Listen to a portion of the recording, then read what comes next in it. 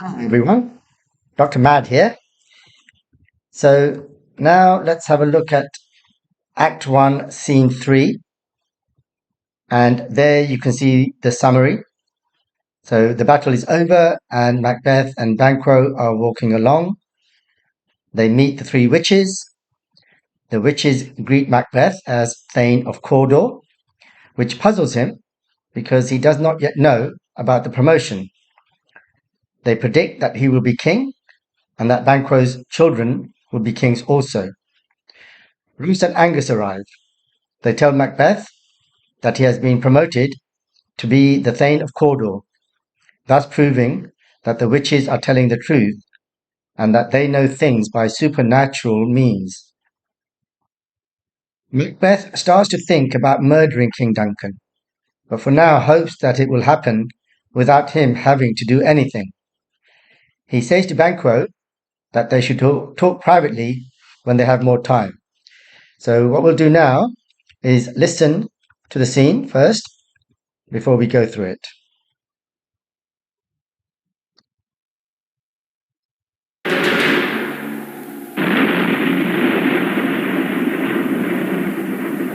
Where hast thou been, sister? Killing swine. Sister, where thou? A sailor's wife had chestnuts in her lap, and mounched, and mounched, and mounched.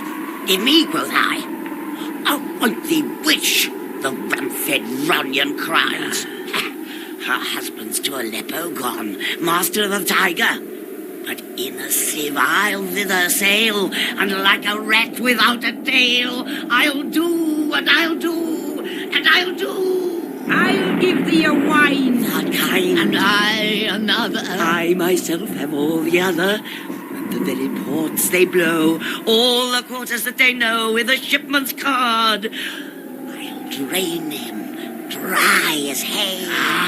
Sleep shall neither night nor day hang upon his penthouse lid. He shall live a man forbid. Weary Senites 9 times 9 shall he dwindle, peak and pine. Though his bark cannot be lost, yet it shall be tempest-tossed. Look what I have. Show me, show me. Here I have a pilot's thumb, wrecked as homeward he did come. A drum, Macbeth doth come. We're sisters, hand in hand, posters of the sea and land, thus to go about, thrice to thine, and thrice to mine, and thrice again to make up 9. Peace, the charms round up. So foul and fair a day I have not seen. How far is Call to Forest? What are these? So withered and so wild in their attire, that look not like the inhabitants of the earth, and yet aren't. Live you? Or are you aught that man may question? You seem to understand me, by each at once her choppy finger laying upon her skinny lips. You should be women, and yet your beards forbid me to interpret that you are so. Speak, if you can. What are you? All hail, Macbeth. Hail to thee, Thane of Glamis. All hail, Macbeth. Hail to thee, Thane of Cawdor. All hail, Macbeth, that shalt be king hereafter. Good sir, why do you start and seem to fear things that do sound so fair? In the name of truth, are ye fantastical, or that indeed which outwardly ye show? My noble partner you greet with present grace, and great prediction of noble having and of royal hope, that he seems rapt withal. To me you speak not. If you can look into the seeds of time, and say which grain will grow and which will not, speak then to me, who neither beg nor fear your favors nor your hate. Banquo, hail. Hail. Hail. Lesser than Macbeth. and greater. Not so happy yet, much happier. Thou shalt get kings though thou be none. So all hail Macbeth and Banquo. Banquo and Macbeth, all hail! Stay, you imperfect speakers. Tell me more. By Sinel's death, I know I am Thane of Glamis, but how of Cawdor? The Thane of Cawdor lives, a prosperous gentleman, and to be king stands not within the prospect of belief, no more than to be Cawdor. Say from whence you owe this strange intelligence, or why upon this blasted heath you stop our way with such prophetic greeting. Speak, I charge you!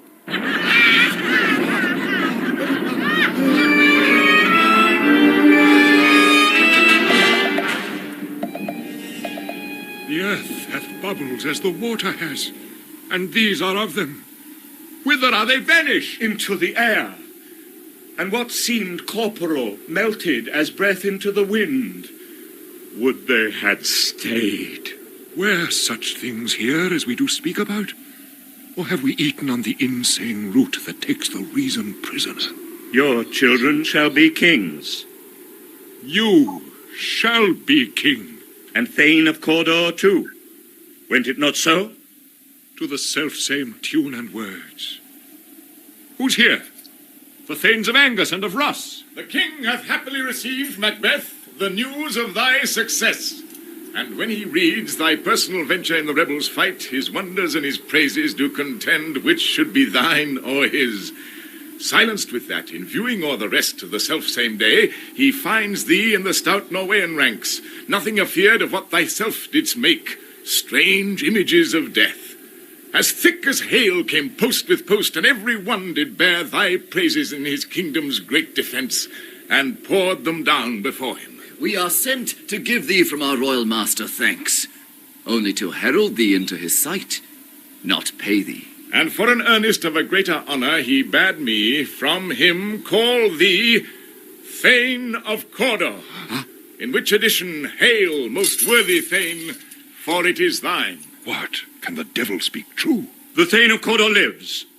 Why do you dress me in borrowed robes? Who was the Thane lives yet, but under heavy judgment bears that life which he deserves to lose.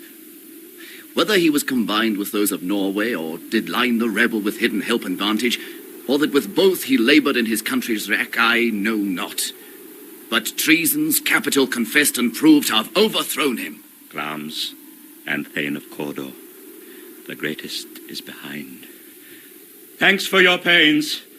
Do you not hope your children shall be kings, when those that gave the Thane of Cawdor to me promised no less to them? That trusted home might yet enkindle you unto the crown, besides the Thane of Cawdor.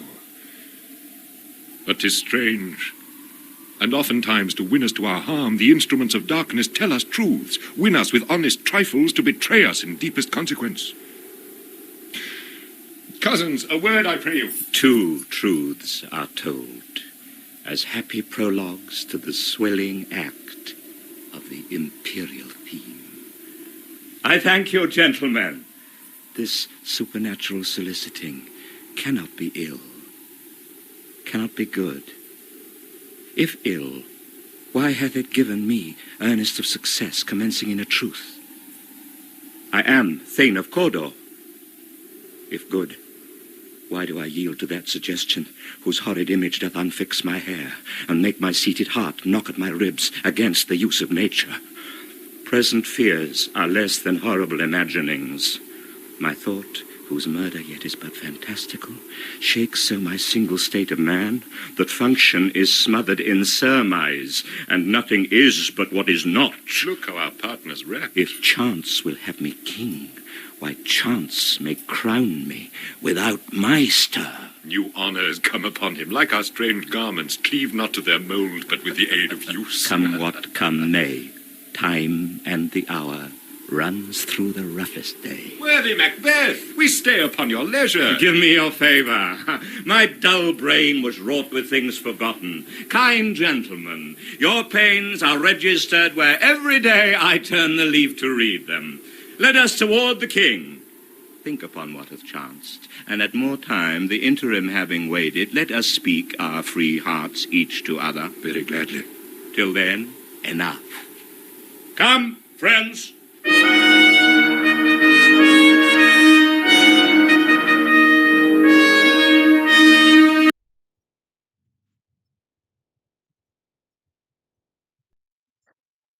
Okay, so a long scene, as you can see.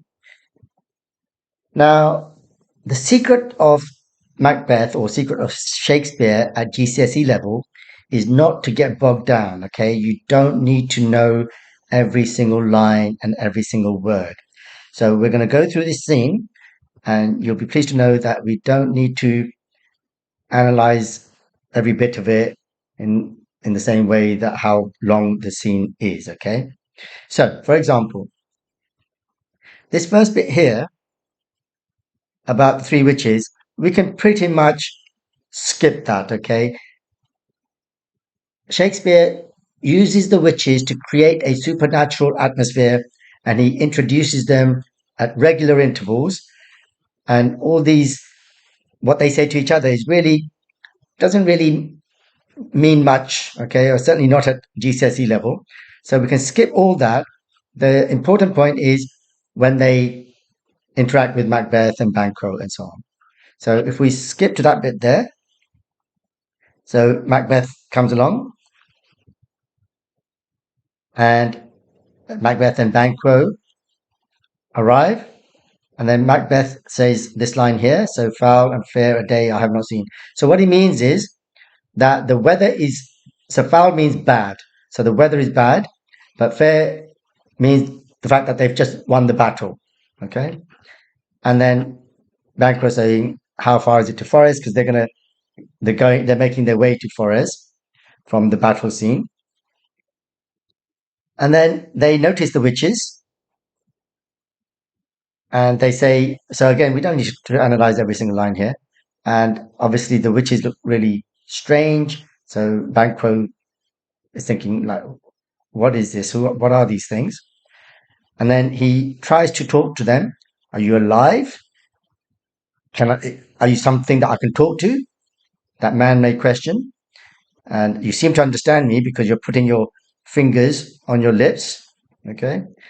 And they look like women. You should be women, but they've got beards. So he's saying, oh, you look like you should be women, but your beards make me wonder what you are. And then Macbeth says, speak if you can. He says to the witches, speak to us. What are you? And first witch says, all hail Macbeth, hail to thee, Thane of Glamis. Now, this is fine because he is already the Thane of Glamis, okay? But then the second witch says, all hail Thane of Cawdor, right? Now, remember that Macbeth has been promoted by King Duncan, but he doesn't know it yet. And then the third witch makes the first prediction that you are going to be king. Macbeth is going to be king. And Banquo, so Macbeth reacts to this.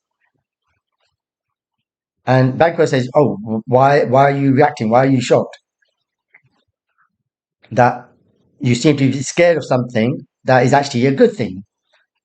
Presumably he knows that Macbeth wants to be king, or I guess anybody would want to be king, or some people would. And then he's now talking to the witches again. That are you real or are you imaginary? And he says, oh, you're talking to my partner, in other words, Macbeth, with these great predictions. And making him really kind of concentrated and happy. But you're not speaking to me. If you can tell the future, right, the seeds of time, then speak to me, because I don't really care what you say. I'm not looking for anything good or bad to happen in the future.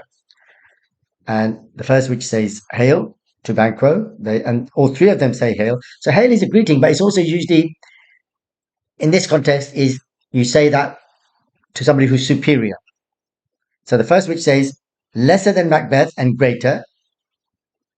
And what they mean by that, well, you'll see in a minute. So the second witch says, not so happy, yet much happier. So they're saying that Banquo is not going to be king, but his children are going to be kings, which is in the next few lines. And this line here is a bit more tricky. I suppose what they know is that Macbeth is going to regret becoming king, yeah? And Banquo, on the one hand, he might be disappointed in not being a king, but actually, in the long run, he's going to be happier. He's going to be better off than Macbeth. So the third witch says, though thou shalt get kings, though thou be none. So he's saying, the witch is saying that Banquo's children will be king, thou shalt get kings, right? But will not be king. And then, so all hail Macbeth and Banquo. And then they may be kind of like walking off or something because Macbeth then says, stop, tell me more. I know that I'm the Thane of Glamis because when Cynor, was Macbeth's father, so obviously when he died, he inherited the title. But how come of Cawdor? Now, remember, as far as Macbeth knows, the Thane of Cawdor is still alive. And also, he's saying, but Macbeth says, to become king, well, how can I possibly become king? That's beyond my hope and expectation. Not just as much as to be Thane of Cawdor. And he says to the witches, where did you get this knowledge from? Intelligence here means knowledge. How do you know this?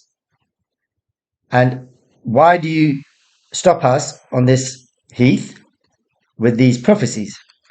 Speak, I charge you, I command you. But the witches vanish. And then Banquo says, you don't need to interpret this is just a metaphor.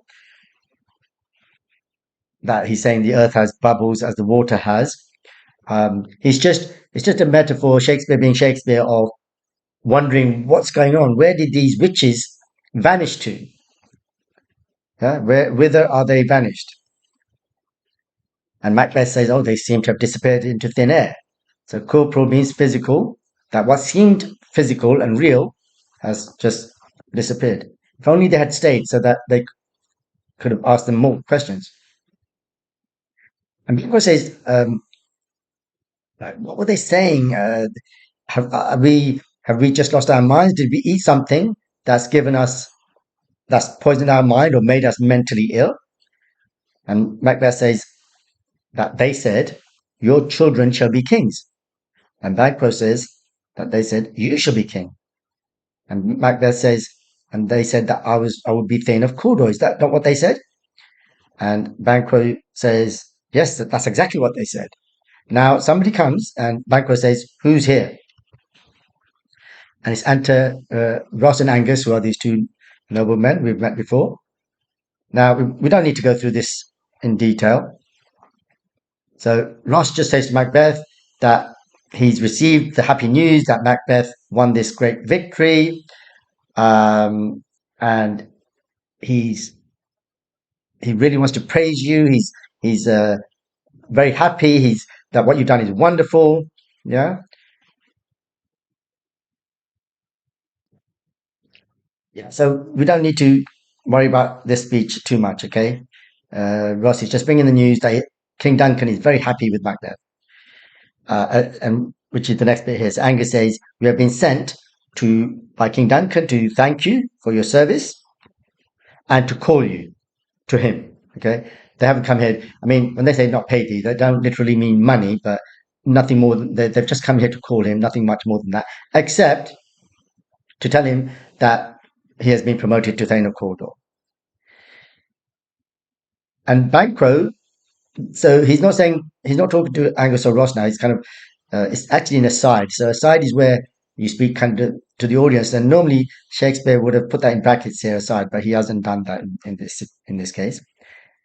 So can the devil speak true? So when he says the devil, he's talking about the witches. Now Macbeth says, why are you promoting me to Thane of Cawdor? The Thane of Cawdor lives. But Angus says, yes, he's alive, but he's going to be executed soon. Okay, because we don't know whether he was with the King of Norway or he just helped him a little bit, but or just gave him a bit of help and advantage. But whatever the case, he's a traitor, and he's actually confessed to being a traitor. So now Macbeth suddenly thinks, oh, the witches were telling the truth. I was the Thane of Glamis, and now I'm the Thane of Cawdor, just as the witches predicted. So the greatest is behind. Now, this line is a bit confusing, but basically saying that one of the prophecies has come true. So the witches can be believed. Now he talks to Ross and Angus. Thank you for your pains. Thank you for coming here and telling me all this. And then he says to Banquo. So again, this is an aside. So this is not something that Ross and Angus are meant to hear. He says to Banquo, don't you hope that your children shall be kings in the same way that the witches said they would be? Because this other one prediction has come true. So maybe your prediction will come true as well. And we can skip these two lines. Don't worry about them. But what Banquo says is that, look, sometimes these things which seem good can actually end up harming you. Okay? And so he says, but anyway, before continuing to talk to Macbeth, when he says cousins, a word I pay you, he's talking to Ross and Angus. And then as he's talking to them, probably they kind of go off into the distance. You have to remember, you have to imagine what's happening on stage here. Remember, this is a play. You have to imagine how it would look on stage. So while he's gone off to talk to them, Macbeth does an aside. So aside means talking to the audience. So two truths are told. So it means that the witches seem to know Macbeth, even though they've never met before. So they knew he was a Thane of Glamis. They knew who he was. And then the second truth was this, that he was going to be promoted to the Thane of Cawdor as happy prologues to the swelling act of the imperial theme. And he's saying that these two truths mean that the third truth of him becoming king may be true as well, will become true as well. And now he talks to Ross and Angus and he thanks them as well. But then aside again,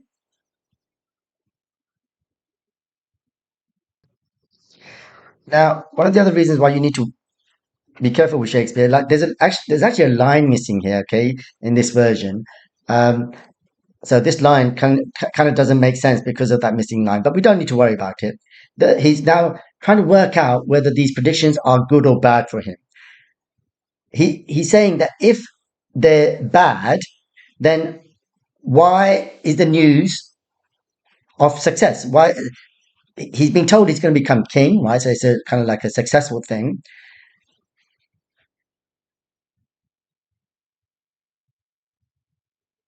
But why did they start by telling me the truth if they meant to tell me lies or tell me something bad? He's saying, I am the Thane of Cawdor. And then if the third prediction is meant to be good, then why is it? And basically, he's now starting to think that Duncan has to die somehow. Now, I mean, at this stage, it's a bit weird, isn't it? I mean, this shows that Macbeth has a dark character because straight away he starts to think about killing the king because he could just wait and let nature take its course, right? But he starts to think about killing the king, and so he's saying, and because of that, he's saying this horrid image doth unfix my hair. In other words, his hair starts to stand on end, and his heart starts to beat really fast. Okay.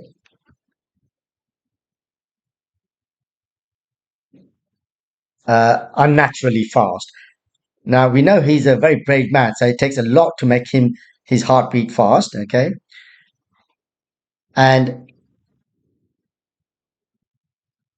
he's saying that even just thinking about this murder is kind of turning him into not a man, even though we know he's like the man's man, right? He's this great warrior. Banquo notices how Macbeth is fully concentrated, and Macbeth carries on. Now, so now at this point, he does think, okay, well, maybe if I don't have to do anything, if chance will have me king, why chance may crown me without my stir. Fate may make me a king without me having to do anything. But Banquo can see what he's thinking. New horrors come upon him. So he can see in Macbeth's face that he's not thinking good thoughts. Okay. Macbeth is continuing his aside to the audience. Now, Macbeth says, okay, whatever happens, let it happen. Time passes no matter what, whether it's the worst day, time still passes. And then Banquo says, come on, Macbeth, let's go. We're waiting for you.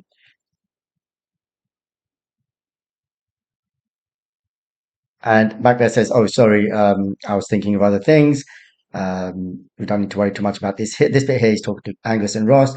But then this last line, he's now talking to Banquo. So Shakespeare's a bit lazy with his stage directions. He should have said something here. But anyway, Macbeth now says to Banquo separately, "Oh, we'll talk freely. We'll talk privately when we've got more time."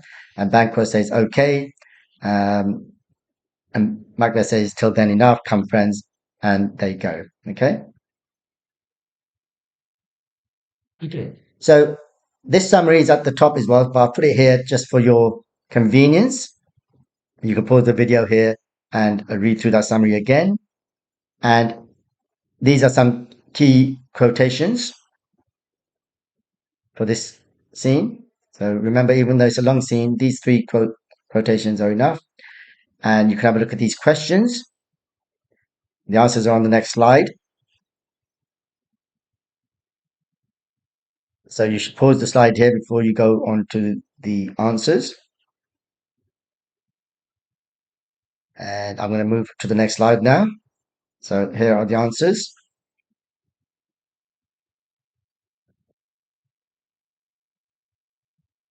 Okay, so that's